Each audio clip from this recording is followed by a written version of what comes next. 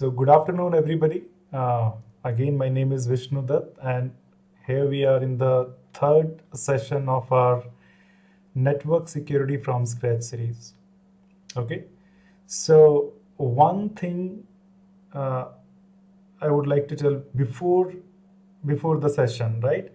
The knowledge of session number 2 is going to be pretty crucial to understand this one, even the confidentiality part also, right? So that is why the recording are always there. So please have a look at them. Those are available publicly on YouTube, so you can watch. But session 2 is going to be very important in understanding the session 3. So what is the agenda? The agenda is we are going to start with authentication, right? So just wait a minute. It is 86%. Let me do it 100%. Now it is good. Control set. Yeah, this is good now. So we are going to start with authentication, right? And where we are with respect to our complete picture. If I drew the diagram again, this was our security puzzle, and we are dividing the security puzzle into 4 pieces. We are done with confidentiality day before yesterday. We are done with integrity portion yesterday, and today we are talking about authentication. Of course, we are going to talk about non-repudiation, but this is one of the major things, and people find it really hard to understand authentication piece. And that is why most of the times in today's session, we are going to spend in real life examples that how authentication or trust we achieve in our real life. So we are going to discuss authentication in detail, but what is the meaning of that? The meaning is if there are 2 parties talking to each other over an unsecure medium, everybody or each of them wants to be sure that they are talking to correct entity. And that is what we want to make sure, right? You do all your encryption, you do all your integrity. If you're not talking to a suitable person or the right person, then confidentiality and integrity of no use. And that is why most of the time you are going to see authentication happening at the start of the conversation. Okay. And once we are done with authentication, I see many people get confused with confidentiality and authentication. So when we are going to discuss this thing, or when we are going to discuss authentication, believe me, you are going to need coffee. And why coffee? Because today we are going a little bit deeper into some of the concepts which requires more attention. Okay. And now once we are done with CIA and along with non-repudiation, we are going to combine the full picture. And as I mentioned, it is going to happen once if time permits, and most of the time doesn't permit. Okay. I will take a break around half an hour, like 2:35 from now, so that I can take some of your questions. Okay. But before that, if it would be great if you all can be on mute just like now. So let's talk about what is the issue, what is the problem. We are talking about authentication now. So for now, just try to forget integrity and confidentiality. We are solving a different problem together here. What is the problem? We have introduced a new entity, which is HDFC Bank now. Now Anjali wants to do some transaction with HDFC Bank. Maybe she wants to send some money to somebody, and she is using the services of HDFC Bank. Right? We have our intruder also. No problems with respect to that. Absolutely no issues. Right? Now let's have a look. Miss Anjali is saying hello HDFC Bank. Hello, Mr. HDFC Bank, right? And believe me, whatever I'm telling you, these are going to be actual messages when we are doing TLS, when we are going to learn TLS and other technologies. You will be seeing all this message flowing over the wire. So this is as simple as that. Miss Anjali is saying hello HDFC Bank server, and HDFC Bank server is replying, okay Anjali, yes, what I can do for you. And HDFC Bank is replying, hello Anjali, right? But my problem is, or Anjali's problem is, just like whatever HDFC Bank is replying to her in the form of hello, any intruder, any person can say, Anjali, I am HDFC Bank. It is as simple as that, right? So might be Anjali is getting two messages. That one, maybe from the genuine HDFC Bank, it is saying that, hello Anjali, I am there for you. And one is from Mr. Intruder, that, hello Anjali, I am HDFC Bank. To whom Miss Anjali is going to believe? It is a big problem, right? Or maybe before this HDFC Bank server can reply to Anjali's hello messages, right? Mr. Intruder can reply before HDFC Bank that, Anjali, I am HDFC Bank server. So Anjali is not sure to whom she is talking about. And if she is not sure, then there is a problem. And the problem is the trust problem. Anjali is not able to identify whether she is going to talk or whether she is talking to an intruder or HDFC Bank server. We see this problem in our real life, right? Whenever we meet a stranger, generally we do not believe them. We do not have a trust with them, right? And it is the same situation. Although two computers are talking, but they are on internet, there are several computers on internet, and it might be the case that Anjali is talking to this HDFC Bank server first time. And if she is talking to HDFC Bank server first time, it is just like in your real life, you are talking to somebody or a stranger. You don't believe them, right? It doesn't matter that how genuine that person is. If HDFC Bank service is replying, you are not going to believe that whether you are HDFC Bank or not. So the problem is trust. And how we are going to maintain trust in our real life. I'm just taking an example. How we are going to maintain trust, right? So consider an example. Now I have introduced another character here, Mr. Ashish. Okay, fictitious character. He is not the Ashish which we have along with me. Okay. Now, Mr. Ashish is a pretty good businessman. He is doing pretty good business in Delhi. He is responsible for making sports equipments, right? Suppose in India, cricket is famous. So he is creating bat, he is producing bat, ball, and so many things. His business is booming in Delhi. There are so many stores in Delhi, and he has a factory also in Delhi. So generally how it business work, he go and ask for raw material to several suppliers. He got the raw materials, he gets the raw materials and creates something valuable out of them and sell into the market or its stores. Once he sells, whatever the profit he gets, he gives the money back to these suppliers. And generally this is the business, this is the model how business happens, right?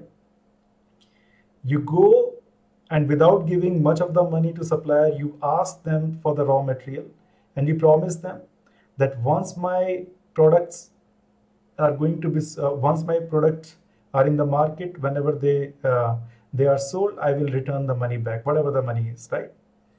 But now Mr. Ashish business is booming. And now he wants to open another factory. But this time quite away from Delhi, maybe 500 kilometers away from Delhi. And he wants to build his factory in a village. Right? No problem with that. He has started his work and he is now looking for supplier, and one supplier is there. She is the supplier of the same thing, raw materials, whatever Mr. Ashish is required, she has all those things, the raw materials. What is the problem here? The problem here is Mr. Ashish went to the supplier and he is asking that, would you give me the raw material for my industry? And supplier said, yes, that is what I am for. Just do let me know how much how much you need. So Mr. Ashish say, I need raw materials of 10 lakh rupees, but I am giving you only 1 lakh. Remaining 9 lakh I will give once I sell the items which I am going to produce from these raw materials. Then the supplier is telling, are you out of your mind? I do not know you. How can I believe you with those 9 lakh rupees? It is as simple as that. Don't you think that the problem is same? The problem is same with the Anjali and HDFC Bank server. HDFC Bank server, Anjali was not believing that she is talking to HDFC or intruder. The problem is actually a trust problem. Supplier does not believe Mr. Ashish that he will give back the 9 lakh rupees, and even Ashish is not going to believe the supplier because he is meeting her first time, right? He is meeting her first time, and if he wants to give him 1 lakh rupees in advance, it might be the case that supplier even take that 1 lakh rupees and don't give anything back. It might be the case. So there is a problem of mutual trust. Ashish does not trust supplier here, and supplier does not trust Ashish. So generally in real life problem, how we are going to build the trust between this Ashish and the supplier. And that is why I drew one more.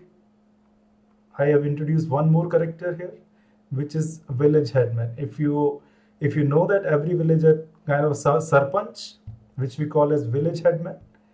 And the important characteristic of this man is that he is well reputed. He is known by everybody there, right? And luckily, this village headman knew Mr. Ashish from Delhi that he is a good businessman, right?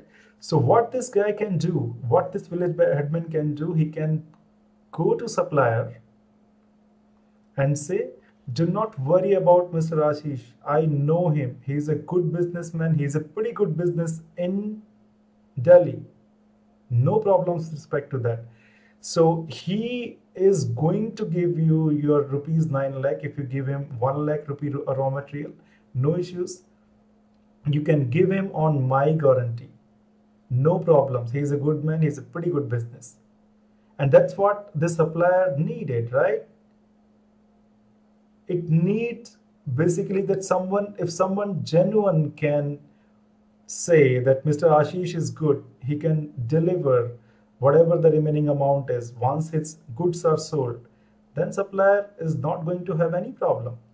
Similarly, village admin can go to Mr. Ashish and says that do not worry about supplier. She is working in this village from last 20 years.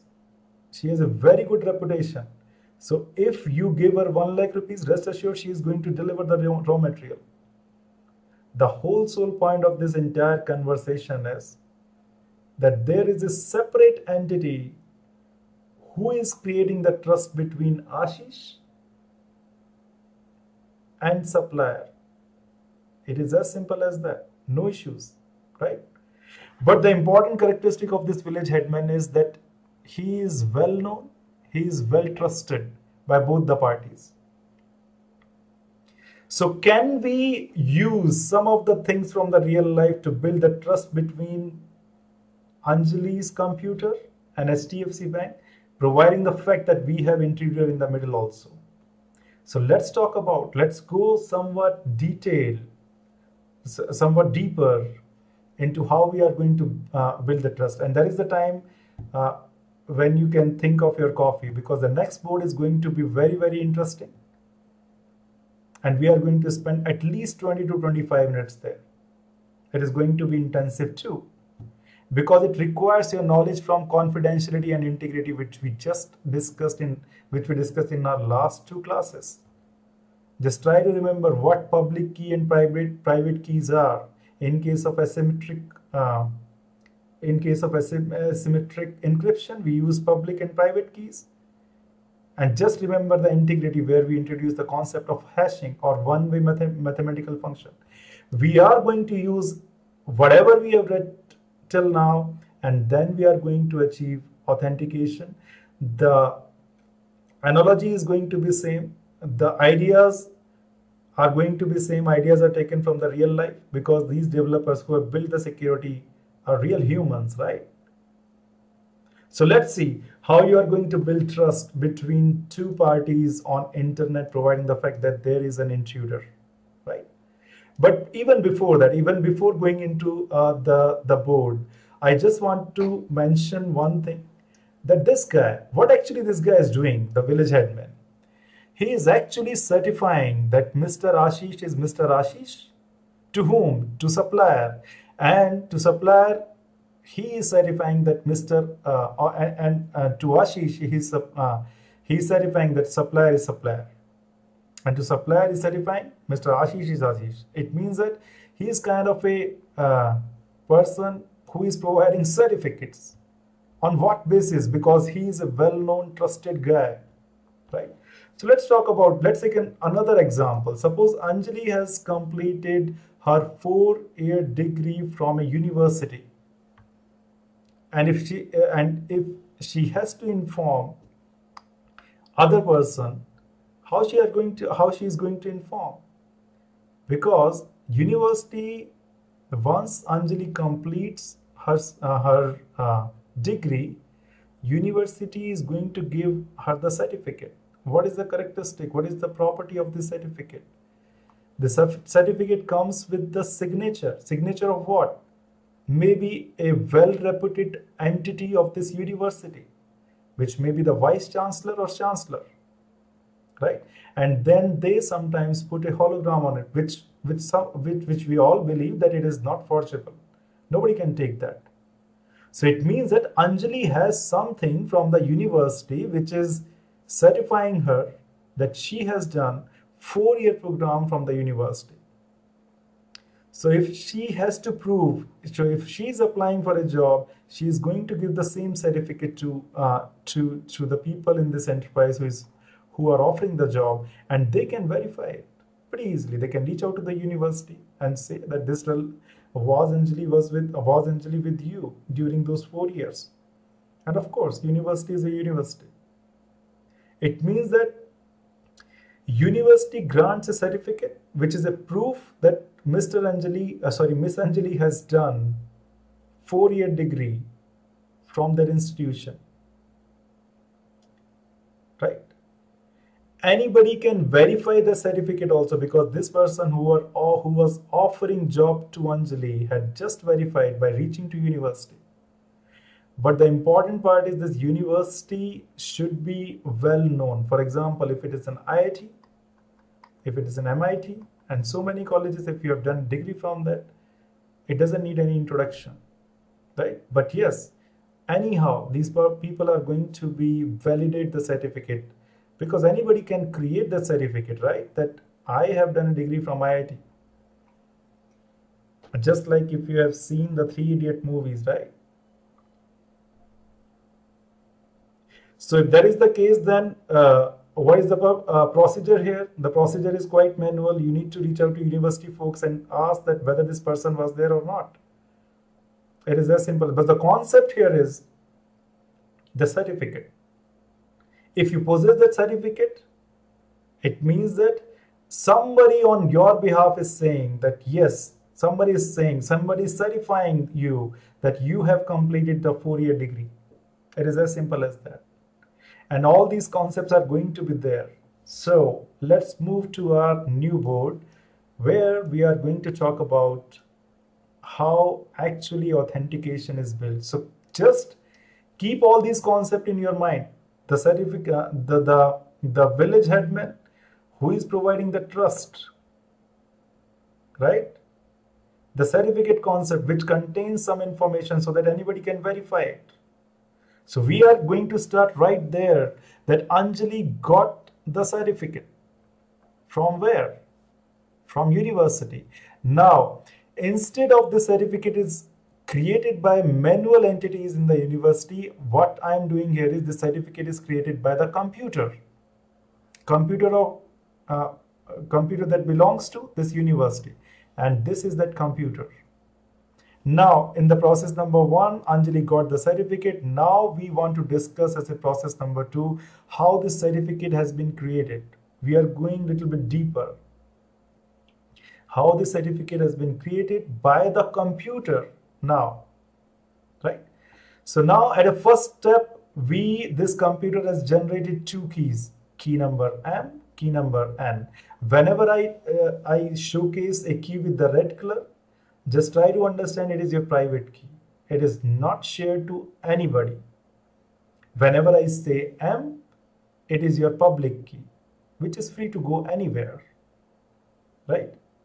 So what this computer has done, computer asks, you are going to get this plain file or the text file which says Anjali has completed her 4-year degree in information technology.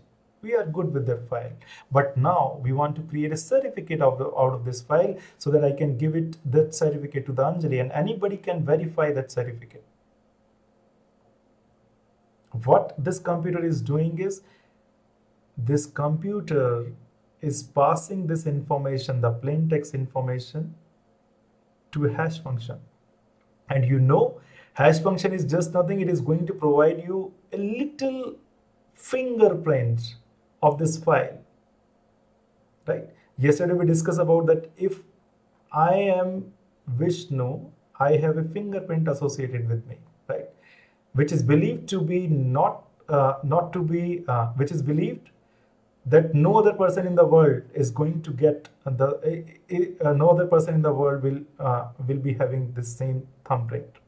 So I am passing this value, sorry for that guys, I am passing this file through a hash function.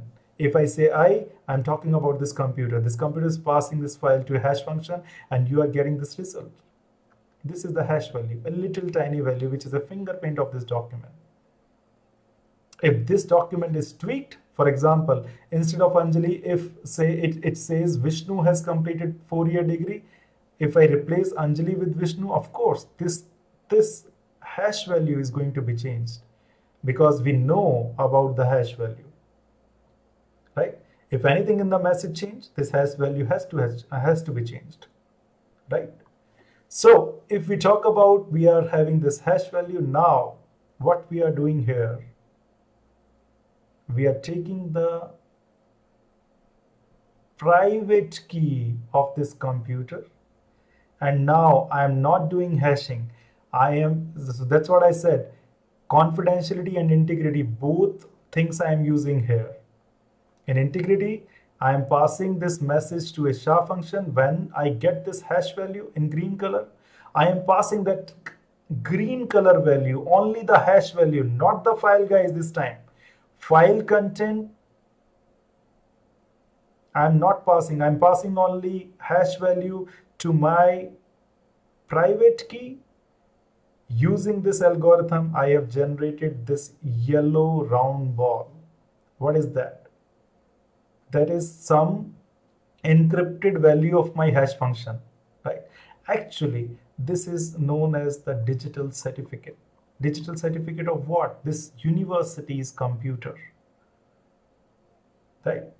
It means that now what I can do is I can take this file and I can put the university signature on that.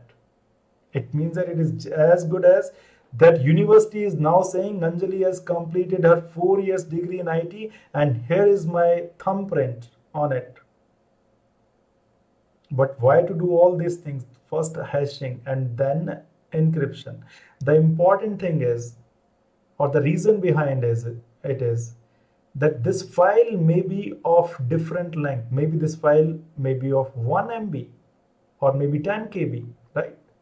It is always difficult or processor intensive to encrypt the complete file, right? That is why what we are introducing some form of efficiency also in the system.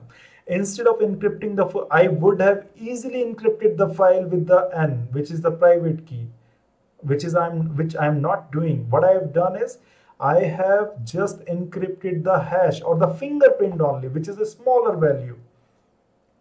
This is maybe only the half KB output or maybe even less than that. So instead of encrypting the full file, I am just encrypting the hash value with my private key. if I say the university private key. It is as simple as that. The final result is this yellow ball with something written on it, which is the encrypted value of the hash, and we are calling it as a digital signature. The signature is as good as whatever you write in the check. Suppose you have a banking check, right? And you want to give 5,000 rupees to somebody. What you are going to do? You are going to say, pay 5,000 rupees, and then you sign the document here, right? This signature is going to be seen by everybody. Anybody can see that. But when this person can go to the bank cashier, they are going to see this sign. They are going to match the sign with your account value, whatever you have signed, whatever you have given that bank. If those matches, this person is eligible for getting the 5,000 rupees. Similarly, the signature is going to be seen by everybody on internet. No problems with that. Right? So this thing, whatever is the result from here to here, this is your digital certificate, which is issued to Anjali. Now the question arises, how we are going to verify this, right? Suppose now Mr. Rahul wants to verify this, that Anjali has done the degree from this university or not. You can argue with me that what men Mr. Anjali and Rahul know each other from your TCP classes. They are in the relationship. Why Mr. Raul is saying that he needs to identify the degree of Anjali? Maybe they are fighting. Maybe there is some issue. You never know.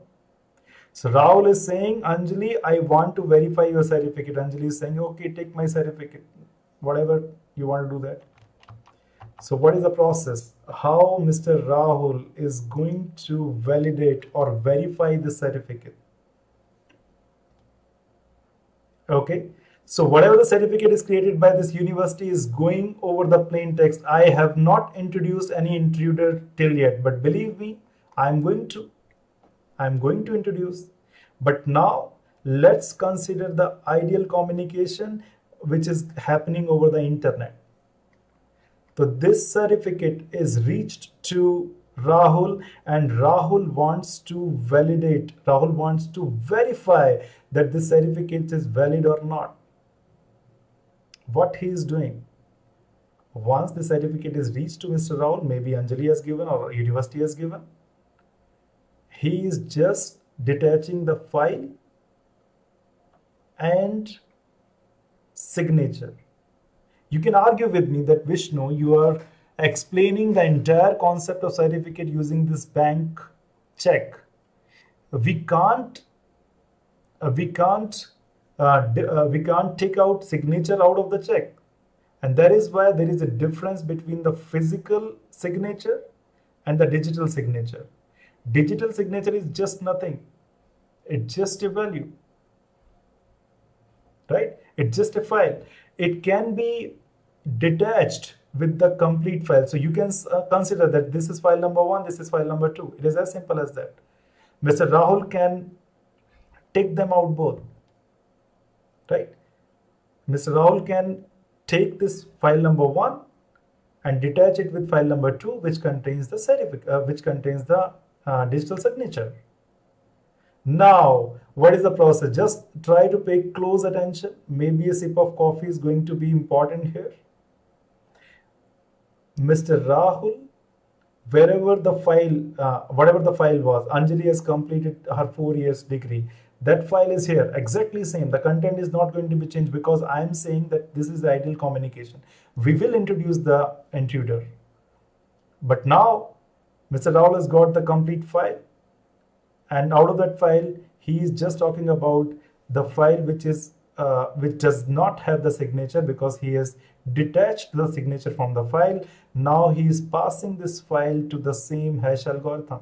You can argue with me that how this guy came to know that which algorithm or which algorithm is used by university. We will be letting you know. But for now, try to understand this guy knows that university has used SHA. Okay, or secure hash algorithm, and if he passes the secure, if he passes the file to the same secure hash algorithm, you are going to get this number. This number is exactly going to be this number here. If I mentioned with the yellow color, this number here. Why? Because the content are same. Because nobody has changed the content. If the content is not changed, then Mr. Raul is also going to get the same hash value.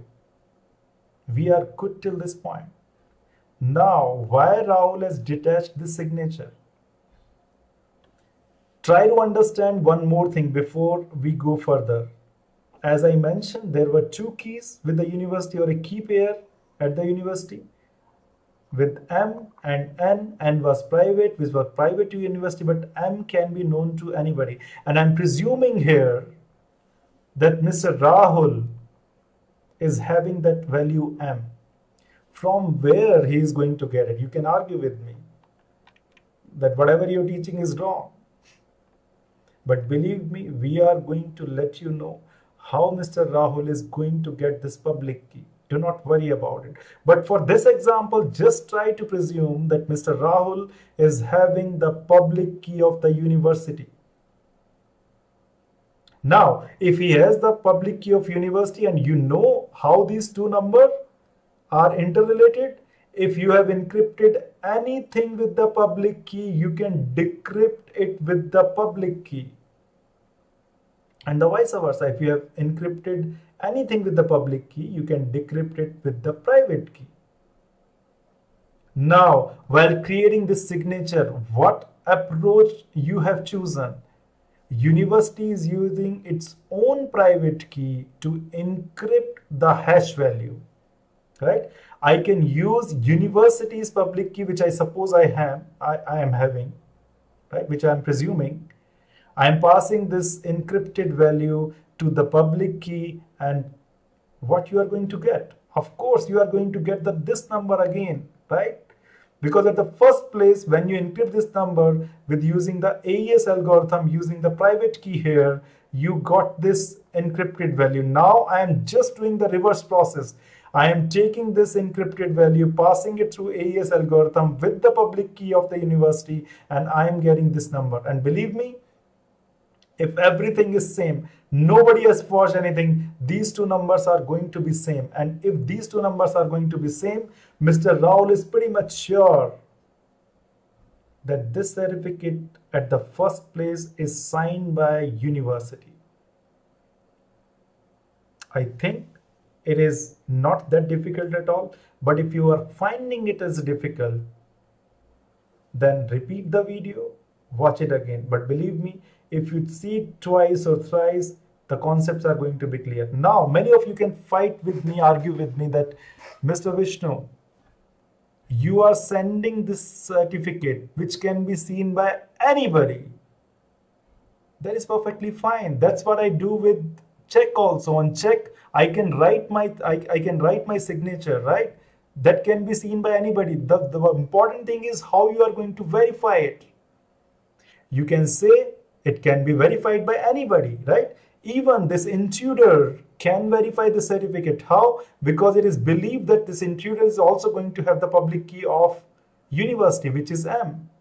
The certificate is going to reach to here. He is going to do the same process, whatever is done by Rahul, and he can verify the certificate too. And at the first place, you have built the certificate so that anybody can verify it, right? It doesn't matter that your signature, your university signature is going to be seen by anybody. They can. But the important property of this signature is that it is built by university. It is created by university computer. How? How you can sure about it? Because it was signed by the private key of the university, which is not with anybody else. Nobody has the possession of this value N. Nobody.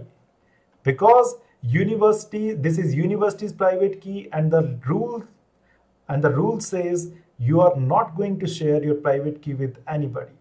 If you are not sharing it, then, and Mr. Rahul is able to decrypt whatever you are encrypting with your private key. If he is able to decrypt and getting the same value, then Rahul is sure that first of all he is able to decrypt, and he is able to decrypt with what? The public key of what? The university. It means that that the document was encrypted with the private key at the first place. And if we get the same value, then he is absolutely sure that it was signed with value N. It is as simple as that.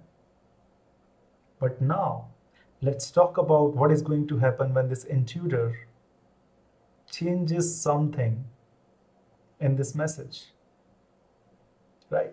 Suppose this intruder is getting this message. Let me clean the board slightly. I know there are some questions coming, and I will be taking the pause after 5 minutes, guys. Do not worry. We will be taking some of the questions. Now, let's introduce this intruder. Intruder says, just like university, I can also create the certificate for Anjali or even for me.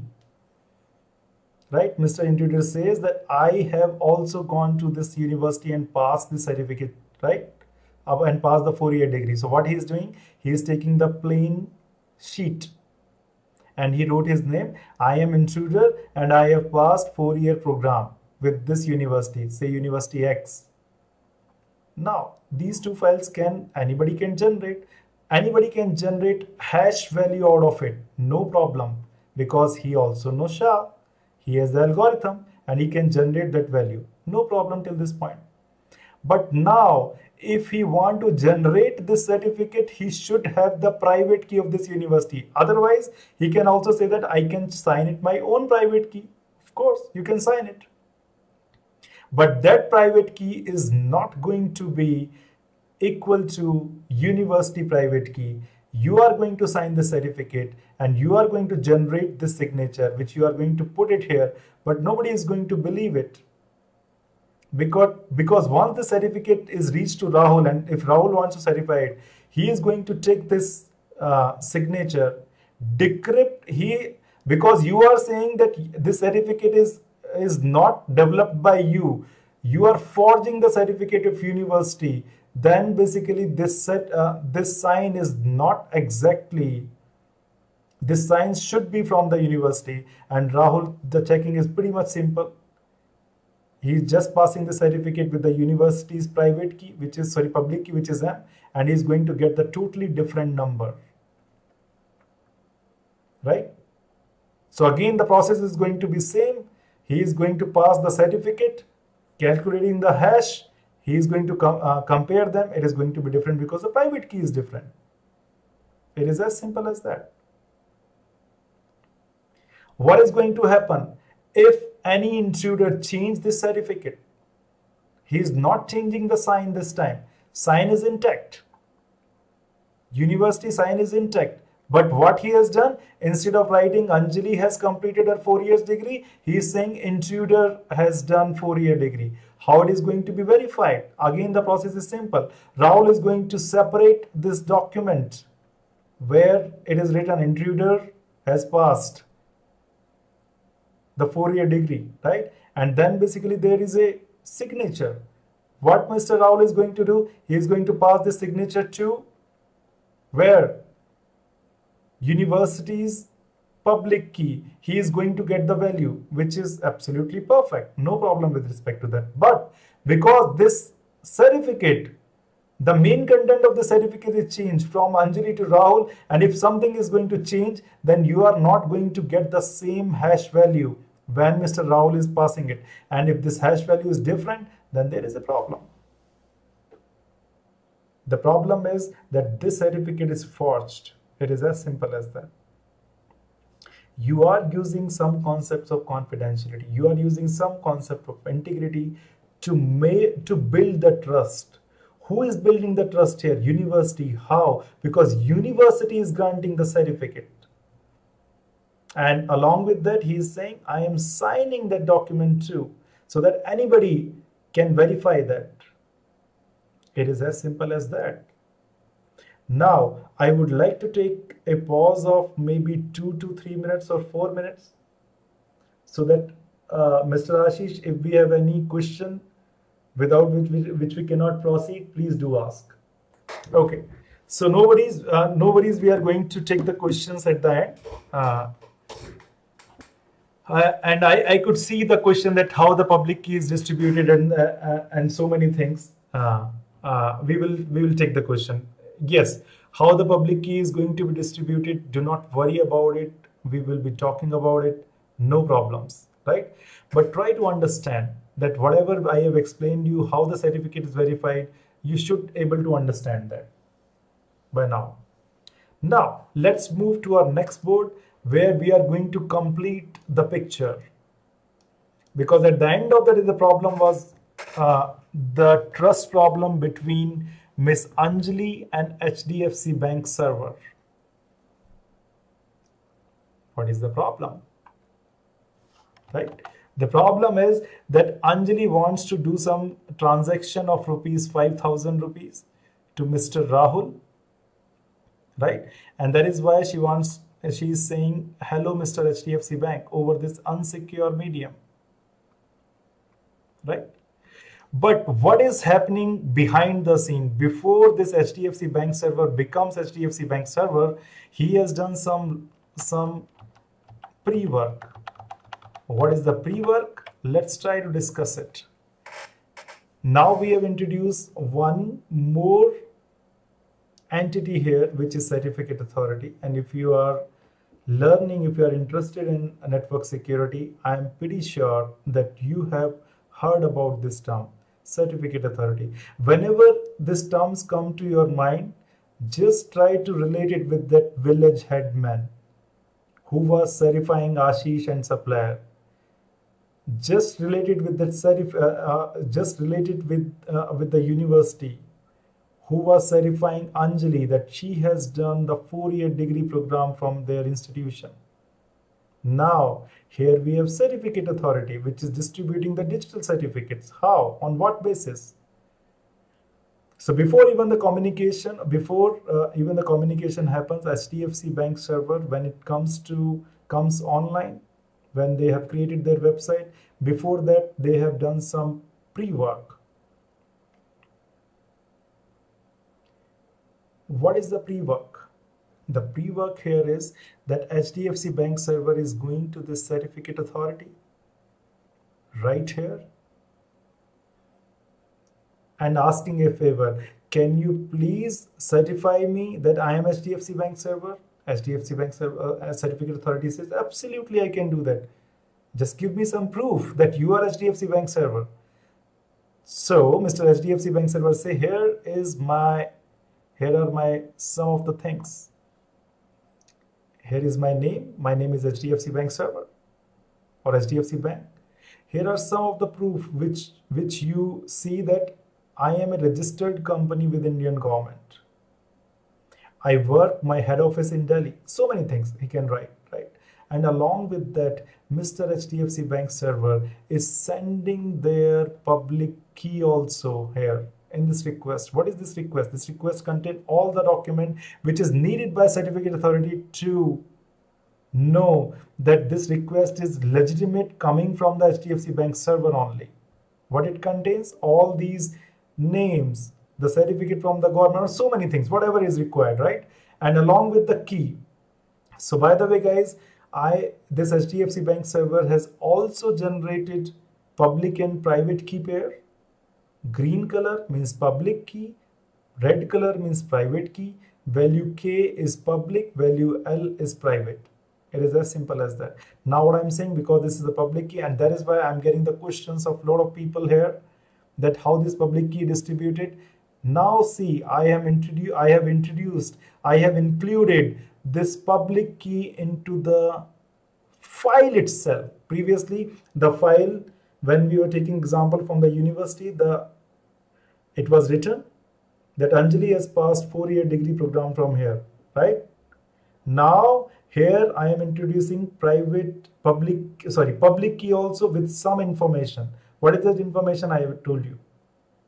So this information, this file is reached to Mr. Certificate Authority here. No problems with respect to that. Now certificate authority is going to do It's due diligence. What is the part of that due diligence? Certificate authority is actually verifying all the documents which they have collected from HDFC Bank server. They are literally seeing whether this organization is registered with the Indian government or not, whether the name is correct, and all those parameters. It is as simple as that. But once they are pretty sure that yes, this is all the document belongs to HDFC Bank server, this is as good as saying that your village headman is so sure about Ashish that he is ready to certify it. Now village headman or certificate authority is so sure about Ashish or HDFC Bank server that they can issue a certificate for it. How certificate is going to be generated? Now you all know this guy, certificate authority, is going to have its own public key and private key. It is as simple as that. Right? What is happening here? He is going to take this document which contains what? All the information, name, where HDFC Bank is, and so much information along with that key. Key is what? Public key, which should be distributed publicly, right? He is going to take that and he is going to pass this with a hash function, and eventually he is going to get the hash value. And to this hash value, they are going to encrypt again with its private key, which is value n. It is as simple as that. And then they are going to get this signature, encrypted hash, and they are going to put this signature here. Right? Now this document, whatever is built by certificate authority, is actually the certificate of HDFC Bank. Certificate authority is saying that you are HDFC Bank and here is my signature on top of it. So basically, whatever the request is coming to HDFC Bank, they are replying with what? They are replying with the certificate, and the certificate is right here with HDFC Bank server, where it is having all that information about the name and other things, where it is going to have the public key. Here you go. And where it is going to have this little signature from certificate authority. HDFC Bank server is pretty happy with that eventually the certificate authority is saying that, okay, you are the HDFC Bank server. It is as simple as that. Right? And by the way, guys, if I talk, means if you are from security background, you know that there is a term called CSR, which says certificate signing request. So basically all this process is automated. HDFC Bank server can generate a CSR, certificate signing request, and actually the process, the red color arrow which I have showcased you previously, this is nothing but the CSR, certificate signing request. You are sending a request that certificate authority, please sign my certificate, because here is my information, and certificate authority reply with the certificate, right?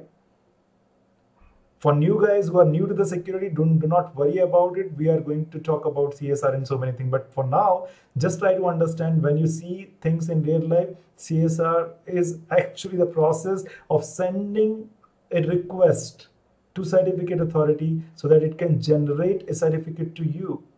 It is as simple as that. Right? Now, this was the pre-work which was done by Mr. Bank or HDFC Bank to get this certificate. Now what is going to happen? Let's see. Miss Anjali is saying, hello HDFC Bank, I want to do some transaction to you.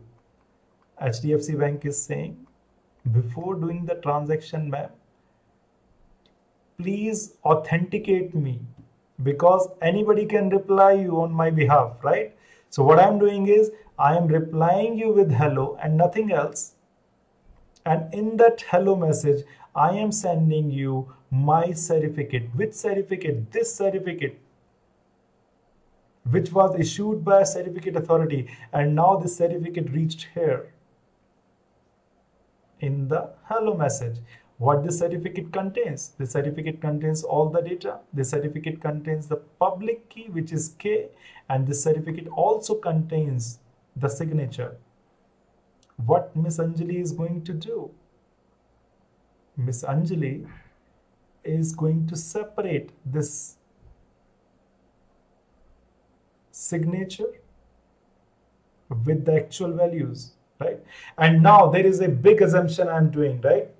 I am presuming that Miss Anjali has gotten the public key of certificate authority. I'm not saying public key of HDFC Bank server, although she got the public key of HDFC Bank server too as a part of the certificate. But I am more concerned about how Miss Anjali is going to get the certificate authority public key, which is M, which she need to verify the certificate. And by the way, guys, the public key of the certificate authority is just nothing but your root certificate.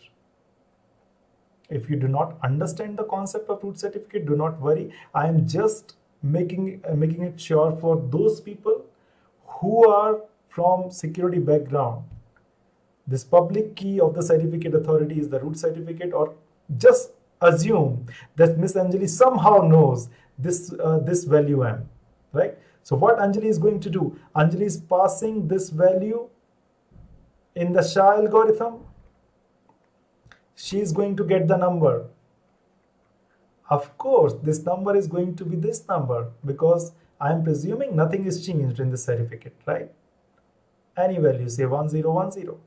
Now what Anjali is doing is, on the other hand, Anjali is passing this signature to AES algorithm, encryption algorithm, whatever was used here, and the public key of certificate authority, which is M, and eventually she is going to get what? She is going to get the same number 1010, because at the first place this number was encrypted using N, which is the private key, to get the encrypted value. What we are doing is we are taking the encrypted value, we are decrypting it with M, which is the public key. We are going to get, if these two numbers are same, Anjali is pretty much sure she is talking to HDFC Bank server. Your authentication problem is solved here, guys. I'm repeating the process. Anjali is saying, hello, HDFC Bank server is sending his certificate, which includes the digital signature of certificate authority, right? Now, Anjali, after verification, what Anjali came to know? She came to know that whatever HDFC Bank server is sending me in the form of certificate, it is actually signed by certificate authority, because I was able to decrypt it using the public key of certificate authority. And the value which I got after decryption is exactly same when I pass the value to SHA. This value, the plain value, right? Isn't it pretty interesting? Guys, believe me, whenever you do a connection to the HDFC Bank server, it happens. It happens like this only, right? Now, there might be so many questions in your mind that how this public key is distributed. Why we are not including the total file and encrypting it. Why the hash? Because I have explained you, we are hashing it first because we do not want to encrypt the complete file, because this encryption process is CPU intensive. It takes a lot of CPU. We are optimizing, we are making the process efficient, and that is why instead of signing the complete file, instead of encrypting the complete file, it is always what I can say, easy, or basically CPU friendly to sign its hash, because hash value is pretty small. But the important point here is overall that the certificate authority is actually your village headman, which has signed the certificate for the HDFC Bank server, and HDFC Bank server got its certificate, and whenever somebody wants to talk to it, he is going to give back the certificate. But now, what is going to happen? Is Mr. Intruder role is finished? He cannot do anything? He can't do anything in this communication, but he can try a few things, right?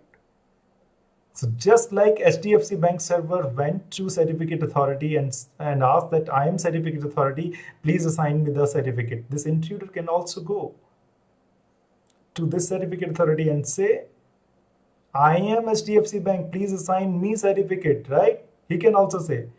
Then certificate authority can obviously reply him back, I can give you the certificate, but can you prove yourself that you are actual HDFC Bank? Can I ask all those details? Like whether you are registered, your name, where is your headquarters, right? Because certificate authority does due diligence. This guy is not going to have all those documents, all those things. And if that is the case, this guy is not HDFC Bank. Certificate authority knows, and it is not going to provide certificate to Mr. Intruder. It is as simple as that. But can Mr. Intruder do something else, right? Now Anjali is saying, hello Mr. HDFC Bank server. Mr. Intruder said, now I am HDFC Bank server. Anjali is saying, if you are, give me your certificate. And here is the problem. He doesn't have the certificate signed by the certificate authority, so he cannot give. But he can forge the certificate. How he can forge the certificate? He can write on his own, I am HDFC Bank, here is my headquarters, and here is the signature, because signature can be seen by anybody, right? He can take the signature out of the real certificate, because he can communicate to HDFC Bank server. HDFC Bank server can give his certificate to him, and he can just take that little number, like digital signature out of that file and put it here on its own signature. But will this certificate going to work? No, absolutely not. And the reason is, although this little number is okay, no issues, it is going to be same, right? When Anjali decrypted, it is going to get the hash value, which is absolutely correct. But when Anjali passed this certificate, which have the wrong information, right? Because now intruder is saying my office is here, my somewhere, whatever, right? If this information is tweaked, or if this information is changed, then we have a problem, right? Because it is going to give a separate hash value, and if it is going to give a separate hash value, then those hash values are not going to be matched. I know, again, this is pretty heavy session, guys, because we have talked about a lot. Even in today's session, I want to showcase you actual certificates which you are going to get from the HDFC Bank. But because of the time constraint, I am not able to showcase you. I was planning to have a little demo. Whatever we have learned till now, whatever in terms of public key, private key, hashing, everything, I will showcase you tomorrow. It is going to be a practical session for starting 10 to 15 minutes. I will showcase you whenever I initiate a connection to HDFC Bank. HDFC Bank is going to give me the certificate and what are the contents of the certificate. We are going to see it. How this value M, which I'm talking about, root certificate is going to get, means Anjali is going to get it. There is a complete infrastructure behind that, because whenever you install a browser comes with those certificates. Means Anjali's browser is already having the certificate authority's public key already built, already into this browser itself. You don't believe? I will be showcasing you tomorrow. But with that, I would like to take a pause here. Please unmute yourself and start asking your questions.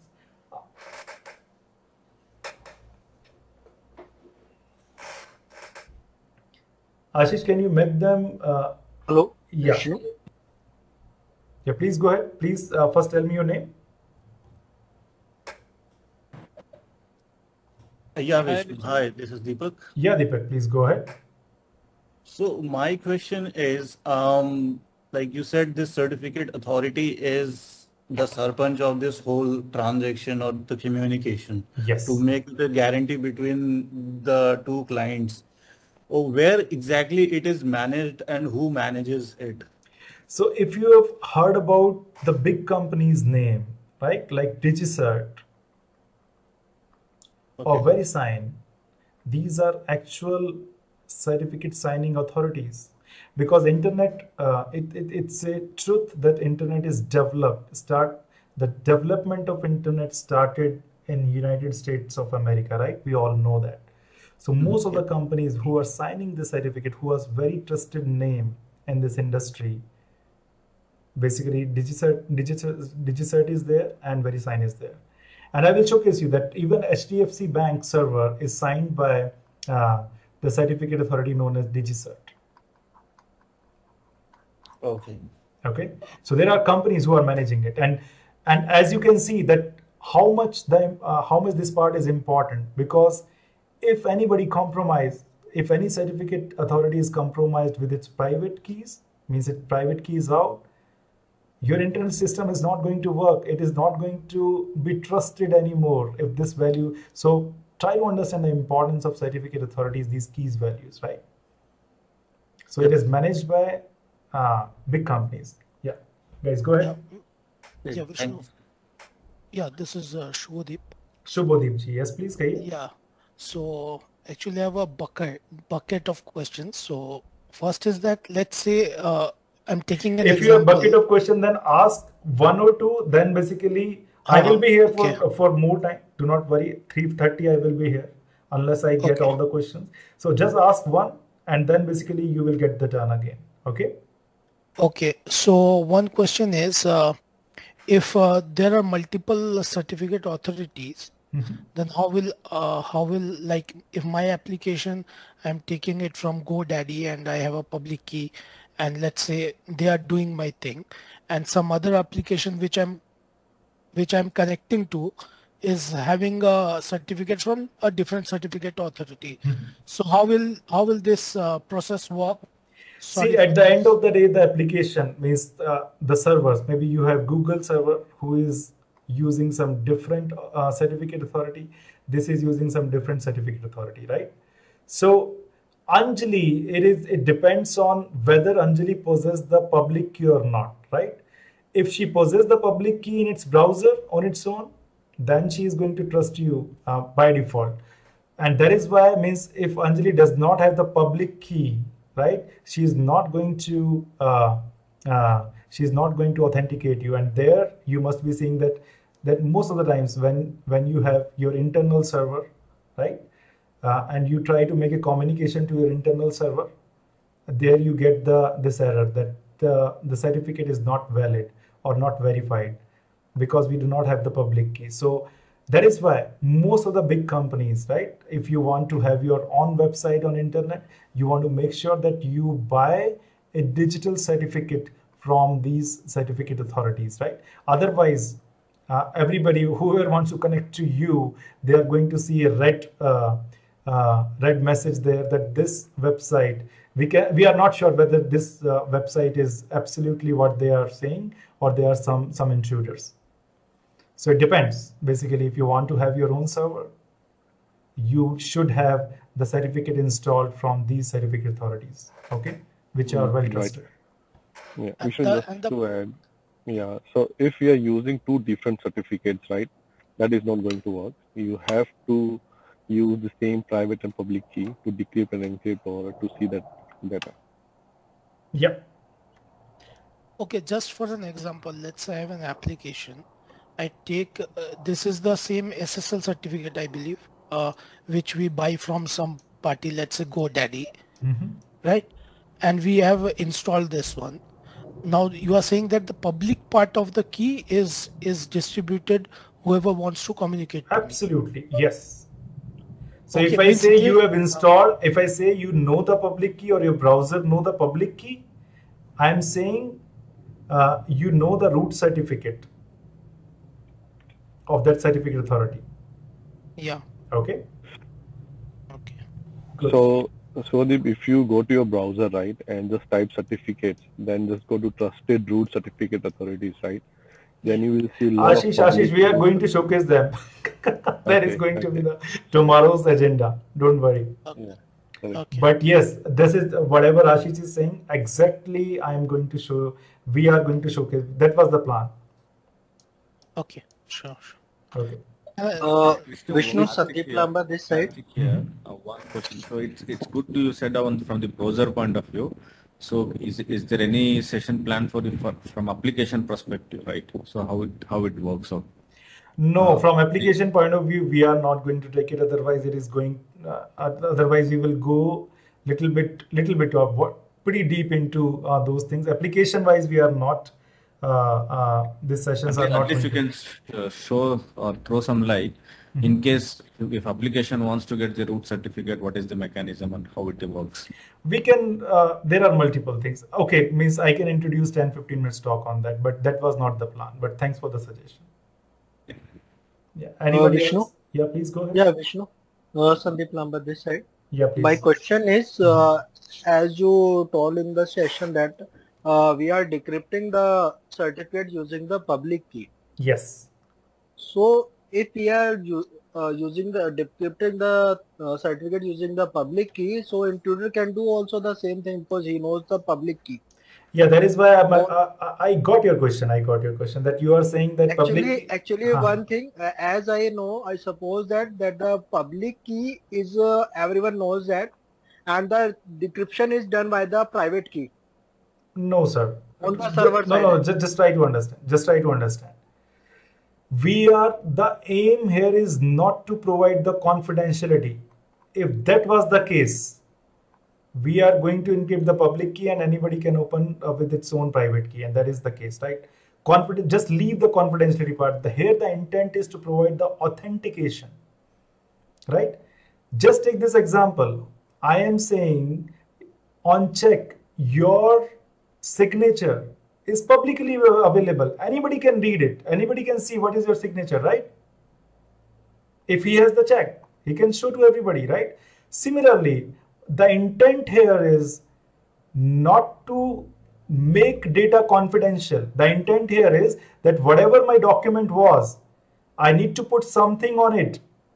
It is visible to everybody because I have encrypted it with my own private key, and private key, I am the owner of my private key, nobody else, right? And who can decrypt it? The one who is having my public key. That is perfectly fine. If the intruder has the public key, if he can decrypt it, that is perfectly fine, no issues, right? But what he is going to do, we are just verifying the certificate, right? If we are verifying the certificate, it should be with the public key. Intruder can also verify the certificate. That is perfectly fine. The goal is not here to provide the confidentiality. The goal is here to provide authentication. And believe me, we are reading all these things in separate modules. Confidentiality done, integrity done, today authentication done. Although I won't showcase you the real certificate, which I will be tomorrow. Do not worry about it. And then we are going to combine them to get the complete picture.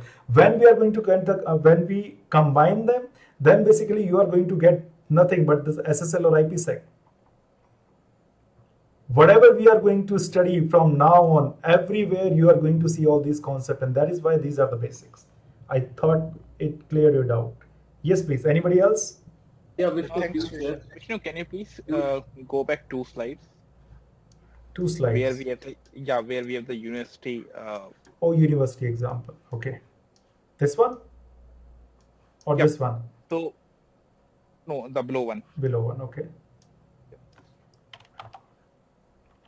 This one. Yeah. So here you told us that we are encrypting our hash value with the private key of university, right? You are right. So what happens in case if we encrypt our hash value with the public key?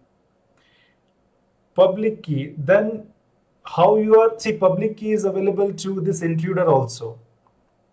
Right? Then how you are going to say at the receiver, whoever is verifying, you can first of all, nobody can verify this because they are not going to have your private key, right? If you have encrypted with the public key, everybody should have your private key, which nobody has. So this system is not going to work. Okay.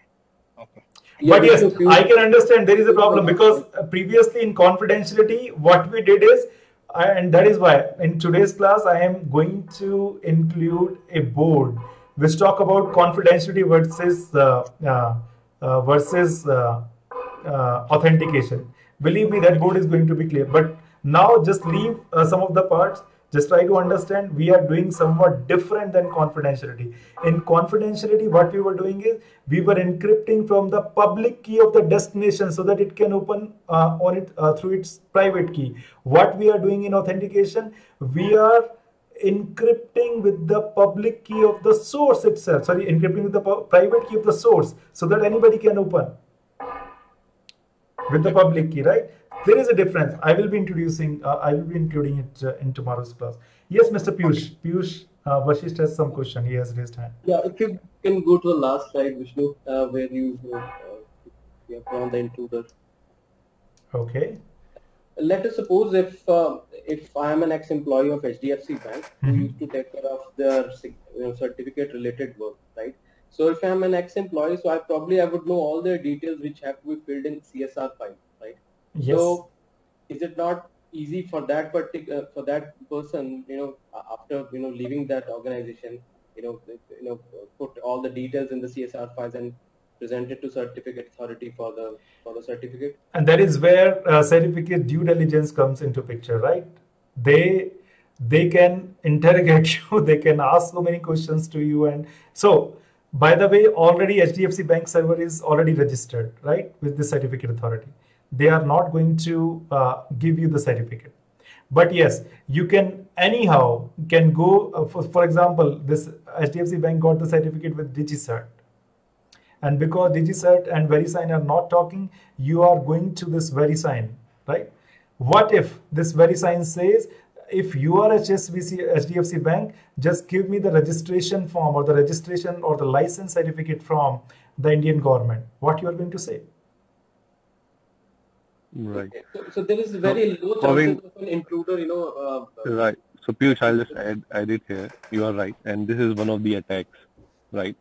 So people used to do that to make the fools, how they are going to capture the packets and change the attributes into the certificate, right? But if you see, they can have that certificate, but whenever any certificate is issued, right, it is issued on the basis of domain name, IP addresses of the server, and the host name, right? And if that changes, you won't be able to, verify that certificate, and that's where it is going to raise the red flags, whether that certificate is real or not, right? So, yeah, attributes can remain same, but you won't be able to put the domain name into the certificates or the server host name into the certificates or IP addresses of that valid servers into that. So while creating the CSR, I have to be on the company's computer where it is, it is correct. So to generate the certificate, you must, sign it with the domain name of that environment, and that you can't do outside of that. But yeah, people, definitely, make some changes into the certificate, but immediately you will get that the certificate is not valid, or you will get a red alert. And in fact, I got in from my early days when I was starting learning security, right? There used to be a website ICICI, which is right now also .com, right?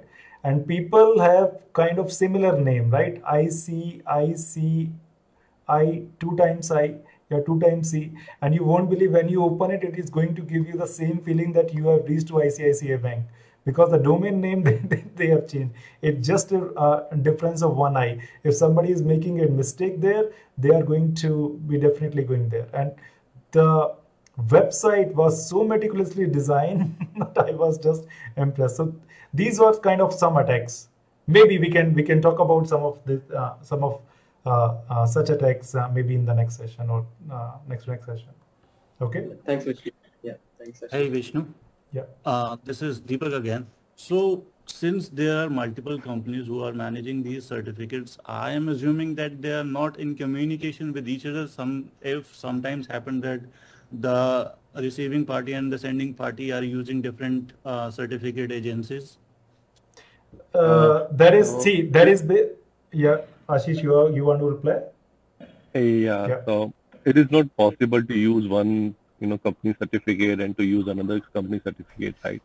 Public and private must be from the same CA or from the same organization. You can't use Cisco certificate and you can't use Google certificate. Example, if you're accessing any google.com from your browser and using public and private certificates. So the private and public key must be from the Google itself, and the public certificate will be installed in your browser. So it is not the case, yeah. It is not the case that Anjali is going to have only one public key. There are so many. I will be showcasing you that it is many certificates are going to be installed, like VeriSign, Detached, and so many, which are the trusted names in this field. Just like a village admin. I think Anand Sikarwar has raised hand. Hi. Yeah, please, Anand. Yes, sorry for that. I couldn't see you. Yeah, go ahead. That's okay. That's okay. So the question here is, so we are saying that we have public and private key. So our main objective is to make sure that the keys are unique, so that we can easily identify, or let's say these keys can actually help us to decrypt or encrypt the data or any kind of detail. And it has to be unique so that it is limited to the individual, and only it will help us to understand that yes, it cannot be distributed to any other place. So my question is that we know that the public key is the one which is shared over the internet, and it is visible to everyone. Yeah. Right? So private key is the one which is visible to the individual only, and is only with the individual, and which is the must case to make sure the security is there. Yeah. So let's say we are using HDFC here. So we have a public key of HDFC as K. Yeah. So, and we also know that any certificate or any value or any details that let's say we are any certificate that we are creating is only can only be unlocked or decrypted by a private key if we are encrypting with the public key, and vice versa. Yep. Right. So let's say Anjali is the one who is also a customer of HDFC, right? Sure. So Please. And K is the value public key that we are using, and a private key is always the one which is corresponding to the public key. Yeah. Right. So that's why L is being used as the private key in HDFC. Yeah. So is it possible to use public key as K for Anjali also, and use the private key as J as a private key for Anjali, so that we can have let's say a single environment and say that this So I know where are you going from this, but for now, just try to understand that these keys are totally separate. HDFC Bank server is having their own key pair, right?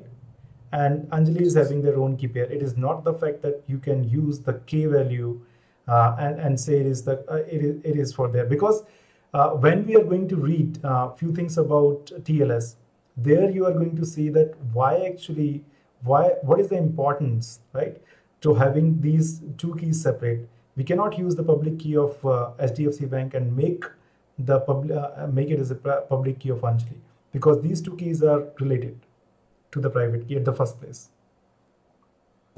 Okay.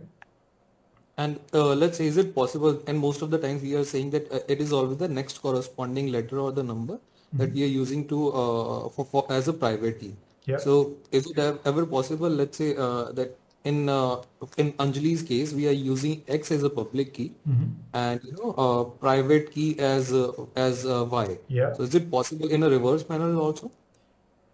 These are just the example, man. These are actually the very big numbers. These are just the example. Okay. Okay. All right. It's okay. Yeah. Anybody else? In any of the future sessions, are you going to discuss that HTTPS, the significance of S, how it works? Yes. That is your TLS. Okay. Absolutely. Okay. And believe me, when we combine these three concepts, CIA, it is going to give us the result TLS. That is it. Okay. Don't worry. Sure. But if you have this solid understanding of these three classes or the three sessions, believe me, you can build on top of this, whatever you want in terms of security. Anybody else? Yes, Anandji, please wait. Go ahead. Hi, Vishnu. Yeah.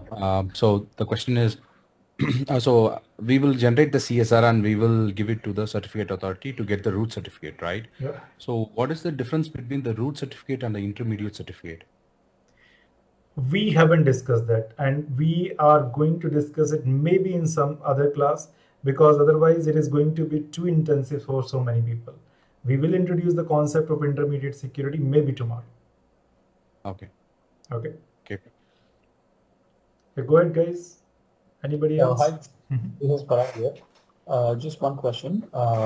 As you mentioned, this certificate mechanism is used to achieve the authentication, right? Yeah. So apart from this, is there any other mechanism to achieve the authentication between two parties? Yes. Basically, authentication can be provided with something which you and only you possess, right? So maybe Anjali can verify HDFC Bank on the basis of the certificate which HDFC Bank is giving, and maybe once the secure communication is there, HDFC Bank can authenticate Anjali on the basis of her password. There are multiple mechanisms, but the fundamentals are going to be same. You can authenticate to other party if you can showcase that yes, you are the owner of something which is not owned by anybody else. Okay. Okay. No, I was just referring to, because in old days we used to configure IPsec tunnels with the help of passwords. There is again different mechanism. Believe me, in IPsec we are going to spend around 2 hours. We will be discussing that. What are the different mechanisms? But yes, authentication means you understand the meaning of authentication. It means that if you have something which is not forgeable, it is with you only, you can authenticate. Okay, whether it's password, shared secret, or anything else. Mr. Parag, please do ask your question. Yeah. If you are asking that, we are not able to hear you, Parag ji. No, I'm done. I'm done with Oh, you are done. Sorry, actually, this was your question. Yeah. Anybody else? Feel free to ask. Vishnu, in this particular diagram, when the certificate is received by Anjali, she can decrypt with either M or either K. Either both, M. right? No. K is the public key of the bank server. That is going in plain text only. Nothing else. This is plain text. Right. And then basically she is going to have this one. Right. And and Anjali also would be having the M, right? That is the prerequisite for this complete system to work. So she can only decrypt with K, not with M. She can only decrypt only this signature, because only the signature part was decrypted, right? Sorry, encrypted. Right. Yeah, you are right. And then this values, she is going to calculate the SHA, so that she received the SHA. Here also, after decrypting, she is going to receive the SHA. If both match, it means that the certificate is signed by the certificate authority, because she is decrypting using M. Right. So the next question is the certificate, the digital certificate that is passed.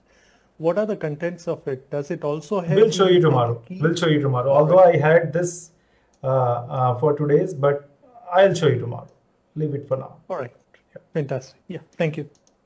Yeah. Hi, Vishnu. One last question. So Sridhar here. You mentioned that as part of the browsers, the public certificates will be available with the users, right? So how is it? How the users are going to get that? Users, it is already available. Means when it is built with that. For example, if you open the Firefox as mentioned by Ashish, you can see that trusted root certificate store. You are going to see so many certificates. We are going to showcase you tomorrow. Just hold your horses. Okay, sure. Thank you. Yes. Anybody else? Hi Vishnu, this is Murli. Murli ji, yes. Yeah. So can intruder, I mean basically Mr. Intruder, right? So whatever he can change the content, and he can basically he can launch a denial of kind of service on, let's say, SDFC Bank, right? So whatever the say SDFC Banks is responding with the I mean he's certificate signing with the private key encryption, right? So and he can change it. If he change it, then no users can connect to that SDFC Bank server, right? But then basically he is going to need some special skills, so that whatever HDFC Bank is replying, right, in the initial hello, after initial hello, HDFC Bank, what it does, it is saying that take my certificate, first authenticate me, right? If he can capture all those certificates, if he is that much capable of doing that, right? If he can capture all the reply from the HDFC Bank server, and he is just changing those reply and sending, then basically this guy is genius, and he can interrupt this communication for sure. But believe me, at that point of time, your HDFC Bank server network comes into picture, right? Right? Yeah. Network security, and that's what we are learning. Yeah, go ahead. Anybody else? Yeah, hi Vishnu, this is Nakul. Please go ahead, sir. Yeah, so Vishnu, you mentioned that Mr. Intruder has the certificate from HDFC Bank and also have the digital signature. So when Anjali is decrypting them or making them go through that algorithm to check what is the value. So you mentioned that digital signature will be same. Digital signature can be taken by this intruder, right? Yes. There is as good as your signature on the. Correct. Yeah. Correct. And so if he doesn't change the certificate, right? If it doesn't alter the certificate, then when Anjali checks it, it should have the same hash value, right? Absolutely. If he's not altering it. Yes, absolutely, it is going to be. But what is the point? If we can't change anything in the file or certificate, then it is sending the same certificate. It is not going to be a problem. Yeah, but it is the Mr. Intruder who is communicating, right, with Anjali. If he's sending the same certificate and some other information, then Anjali is not going on his domain name, right? Anjali is talking to HDFC Bank. No, he doesn't have this domain. Correct. Yeah. Okay. Anybody else? Vishnu, a quick one. Umar here. Umarji, please go ahead. Vishnu, during these certificate exchanges that are happening between Anjali and HDFC Bank server, let's say some errors happen. Are there any known errors as such? Error then actually error in the packet you are saying at the internet, right? Means somebody has changed the content.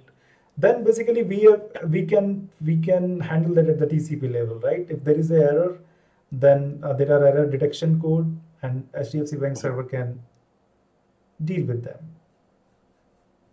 I mean, in an ideal scenario, let's say such kind of error happens. So, are there any known messages that we will see as such?